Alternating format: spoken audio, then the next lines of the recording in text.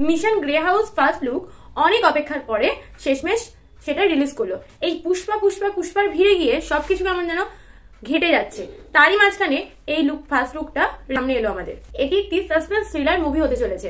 কাস্টে রয়েছে আবির খান, যিনি একেবারে নবাগত।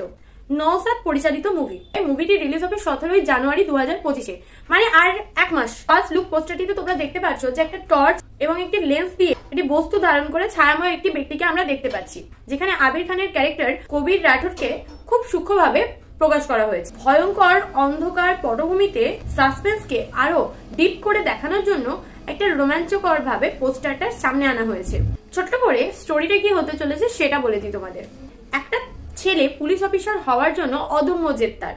বিষয়গুলিকে নিয়ে পুলিশের ইউনিফর্ম পরে অন্যায়ের বিরুদ্ধে সে লড়াই করে। এভাবে একজন ইন্সপেক্টরের চোখে দিয়ে পড়ে যায় এবং ইন্সপেক্টর তাকে দায়িত্ব দেয় একটা ভয়ঙ্কর কেস সলভ করার, এবং সেই কেস যথেষ্ট রিস্কি। আইজি তাকে গ্রে হাউসে ঘটছে রহস্যময় ঘটনার সমাধানের জন্য মিশনে পাঠায়, এবং সেই মিশনে গিয়েই কবির নিজেকে আটকে ফেলে। আর সেই রহস্য কিন্তু এই পোস্টারে স্পষ্ট।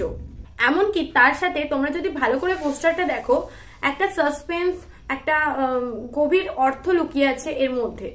আবির খানের ক্যারেক্টারটা একটা ঝুঁকিপূর্ণ জগতে প্রবেশ করবে, যেটা যথেষ্ট রিস্ক আছে। আর এটা আমরা পোস্টারে মোটামুটি স্পষ্টভাবেই দেখতে পাচ্ছি। একটা সাসপেন্স ক্রিয়েট করা হয়েছে। তো আমার তো খারাপ লাগেনি। পোস্টারটা সম্বন্ধে তোমাদের কেমন লেগেছে সেটা অবশ্যই জানাতে ভুলো না।